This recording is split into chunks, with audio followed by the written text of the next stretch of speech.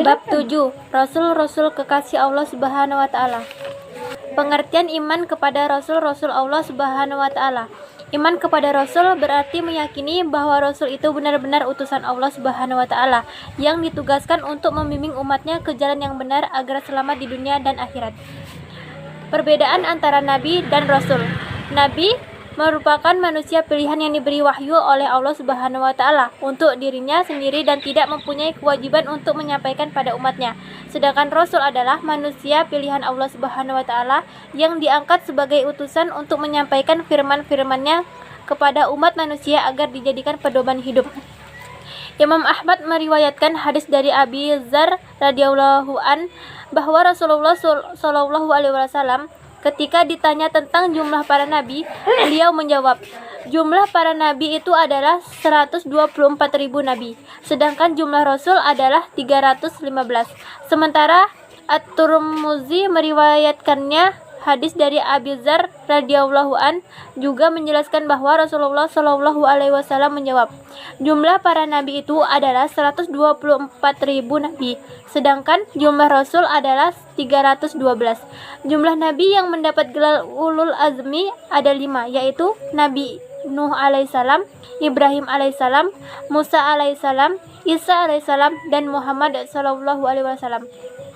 Mengimani Rasul-Rasul Allah Subhanahu wa taala merupakan kewajiban hakiki bagi seorang muslim karena merupakan bagian dari rukun iman yang tidak dapat ditinggalkan. Sebagai perwujudan iman tersebut, kita wajib menerima ajaran yang dibawa Rasul-Rasul Allah Subhanahu wa taala tersebut.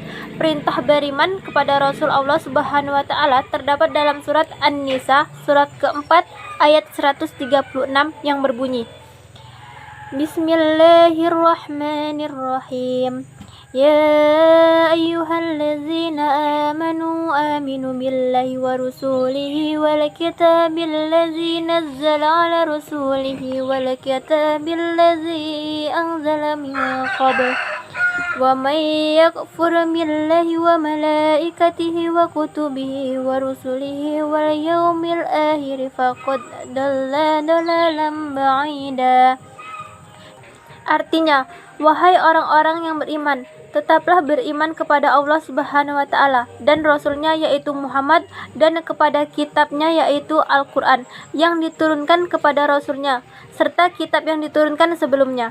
Barang siapa ingkar kepada Allah Subhanahu wa taala, malaikat-malaikatnya, kitab-kitabnya, rasul-rasulnya, dan hari kemudian, maka sungguh orang itu telah tersesat sangat jauh.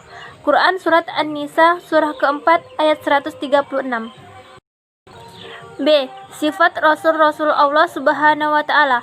Rasul sebagai utusan Allah Subhanahu wa taala memiliki sifat-sifat yang melekat pada dirinya. Sifat-sifat ini sebagai bentuk kebenaran seorang rasul.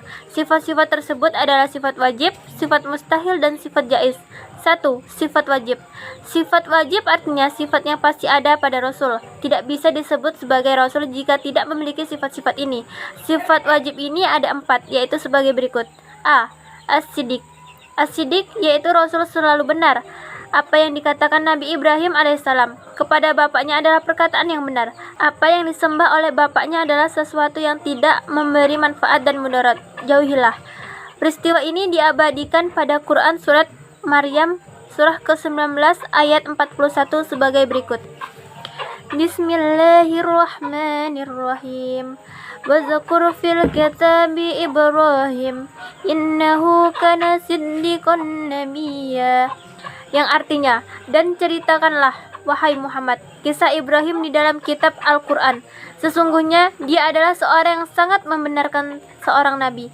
Quran Surat Maryam surah ke-19 ayat 41. B. Al-Amanah. Al-Amanah yaitu Rasul selalu dapat dipercaya. Di saat kaum Nabi Nuh alaihissalam mendustakan apa yang dibawa olehnya, Allah Subhanahu wa taala pun menegaskan bahwa Nuh alaihissalam adalah orang yang terpercaya atau amanah. Sebagai dijelaskan dalam Quran Surat Asy-Syu'ara surah ke-26 ayat 106 sampai 107 berikut ini. Bismillahirrahmanirrahim. Idz qala lahum akhuhum Nuhun ala tattaqun inni lakum rasulun amin. Artinya, ketika saudara mereka Nuh berkata kepada mereka, "Mengapa kamu tidak bertakwa? Sesungguhnya aku ini seorang rasul kepercayaan yang diutus kepadamu."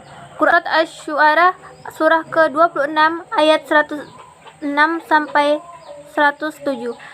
C. At-Tabligh. At-Tabligh yaitu Rasul selalu menyampaikan wahyu. Tidak ada satupun ayat yang disembunyikan Nabi Muhammad SAW dan tidak disampaikan kepada umatnya.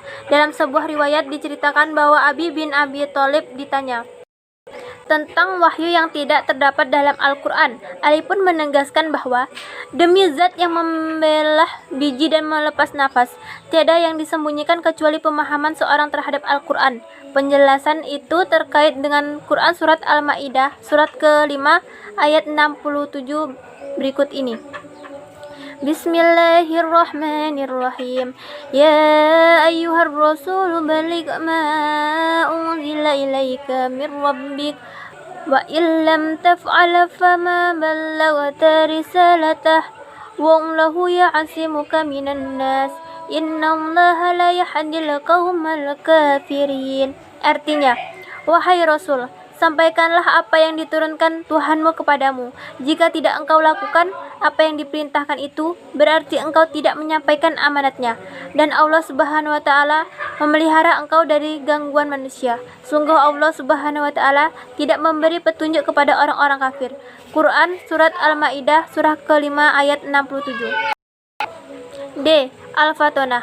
Al-Fatonah yaitu Rasul selalu memiliki kecerdasan yang tinggi. Ketika terjadi perselisihan antara kelompok kabilah di Mekah, setiap kelompok memaksakan kehendak untuk meletakkan Al-Hajar Al-Aswad, batu hitam, di antara Ka'bah. Rasulullah SAW selalu menengahi dengan cara semua kelompok yang bersengketa agar memegang ujung kain yang dibawanya.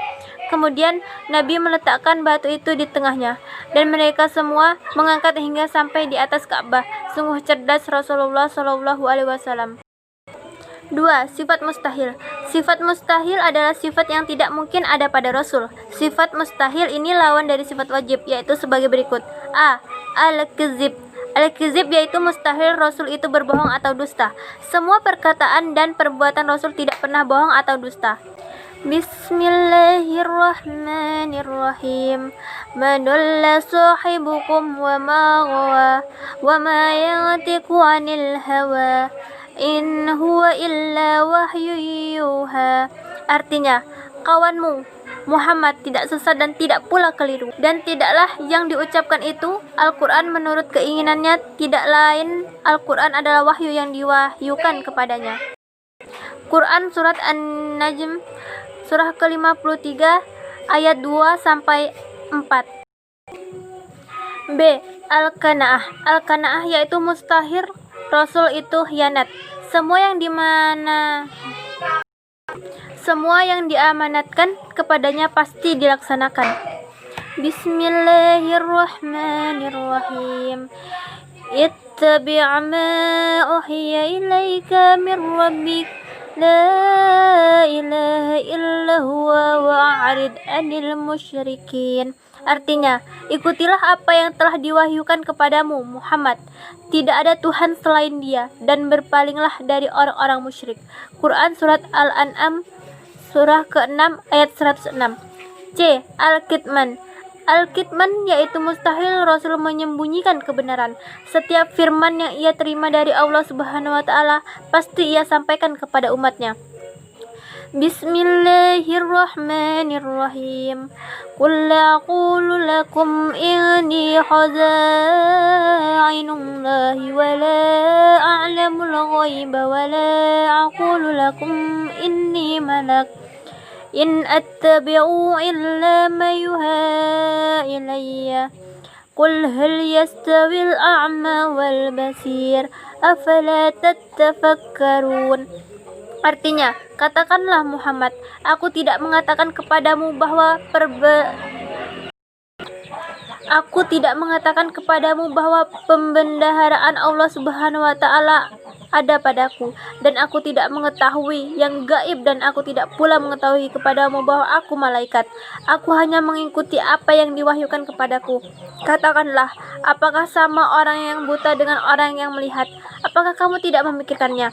Quran Surat Al-An'am surah ke-6 ayat 50. D. Al-Baladah. Al-Baladah yaitu mustahil Rasul itu bodoh. Meskipun Rasulullah SAW tidak bisa membaca, menulis atau ummi, tetapi ia pandai. Bismillahirrahmanirrahim. Huzil afwa wa'amur bil urfi wa'arid 'anil jahilin. Artinya, jadilah pemaaf dan suruhkanlah orang mengerjakan yang makruh, serta janganlah pedulikan orang-orang yang bodoh. Quran Surat Al-A'raf surah ke-7 ayat 199. 3. Sifat jais. Sifat jais bagi Rasul adalah sifat kemanusiaan, yaitu al-badrul basyariyah. Artinya Rasul memiliki sifat-sifat sebagaimana manusia biasa seperti rasa lapar, haus, sakit, tidur, sedih, senang, berkeluarga, dan lain sebagainya. Bahkan seorang Rasul tetap meninggal sebagaimana makhluk lainnya. Selain Rasul memiliki sifat wajib dan juga lawannya, yaitu sifat mustahil, Rasul juga memiliki sifat jais. Akan tetapi sifat jais Rasul dengan sifat jais Allah Subhanahu wa taala sangat berbeda. Allah Subhanahu wa taala berfirman, Bismillahirrahmanirrahim.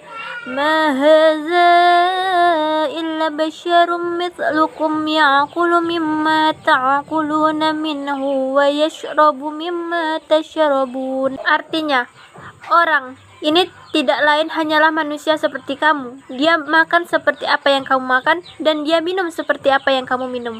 Quran Surat Al-Mu'minun surah ke-23 ayat 33. Rasul juga memiliki sifat-sifat yang tidak terdapat pada selain Rasul, yaitu seperti berikut.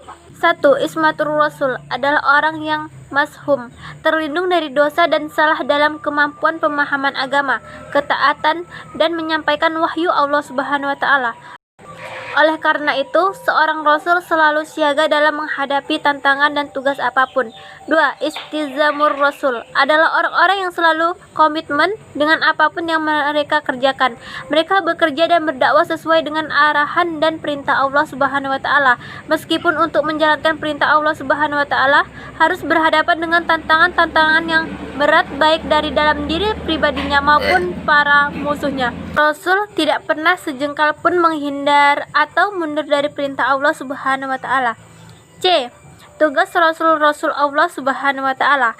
Para rasul dipilih oleh Allah Subhanahu wa taala dengan mengemban tugas yang tidak ringan. Di antara tugas-tugas rasul itu sebagai berikut. 1. Menyampaikan risalah dari Allah Subhanahu wa taala. 2. Mengajak kepada tauhid, yaitu mengajak umatnya untuk mengesahkan Allah Subhanahu wa taala dan menjauhi perilaku musyrik, yaitu menyekutukan Allah. 3. Memberi kabar gembira kepada orang mukmin dan memberi peringatan kepada orang kafir. 4. Menunjukkan jalan yang lurus.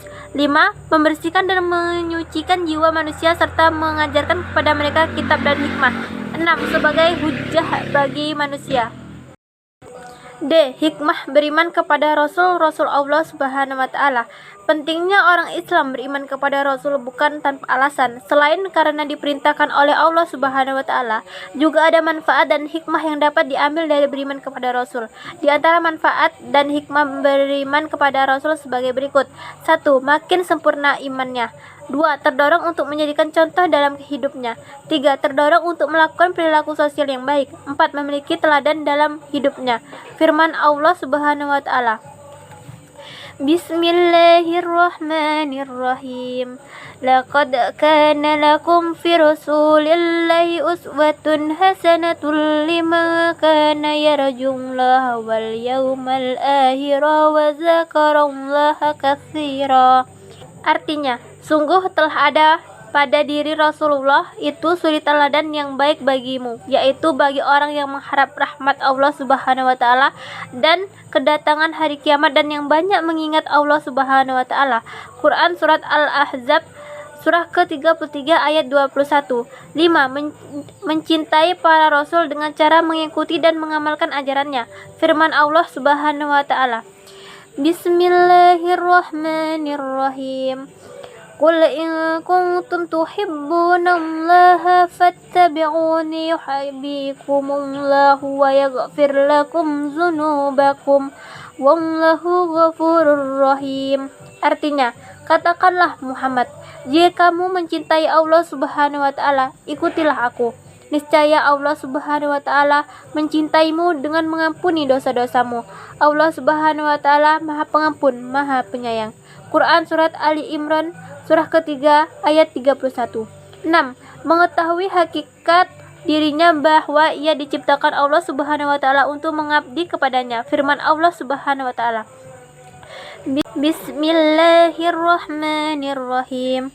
Wa ma khalaqtul jinna wal insa illa liya'budun. Artinya, aku tidak menciptakan jin dan manusia melainkan agar mereka beribadah kepadaku. Quran Surat Az-Zariyat surah ke-51 ayat 56. Perilaku mulia yang dicerminkan oleh orang yang beriman kepada Rasul seperti berikut. 1. Menjunjung tinggi risalah, ajaran Allah Subhanahu wa taala yang disampaikan Rasulnya. Allah Subhanahu wa taala berfirman, Bismillahirrahmanirrahim. Wa ma atakumur rasul fakhuzuhu wa ma nahakum anhu fantahu. Wattaqullah innallaha syadidul iqab.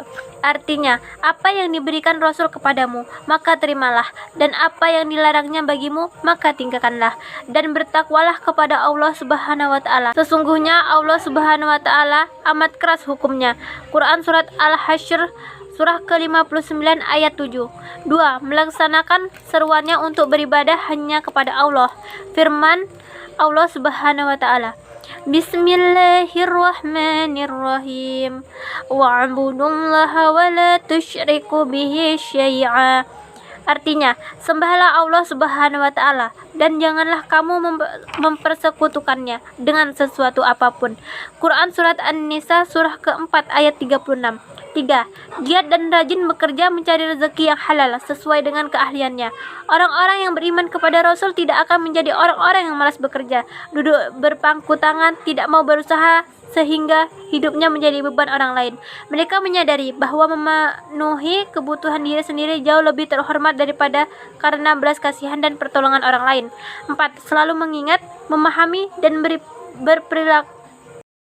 dan berperilaku sesuai dengan tuntunan Rasulullah SAW. 5. Melakukan usaha-usaha agar kualitas hidupnya meningkat ke derajat yang lebih tinggi. Usaha-usaha itu misalnya sebagai berikut. A. Memelihara dan meningkatkan iman dan takwa kepada Allah Subhanahu wa taala. B. Memelihara dan meningkatkan kesehatan jasmani dan rohani. C. Meningkatkan ilmu pengetahuan yang bermanfaat. Misalnya ilmu pengetahuan tentang pertanian, perikanan, peternakan, teknologi, kedokteran, perdagangan, industri, transportasi, dan ekonomi. Ilmu-ilmu pengetahuan tersebut hendaknya digunakan sebagai bekal dalam beribadah dan usaha mensejahterakan umat manusia. Allah Subhanahu wa taala berfirman, Bismillahirrahmanirrahim.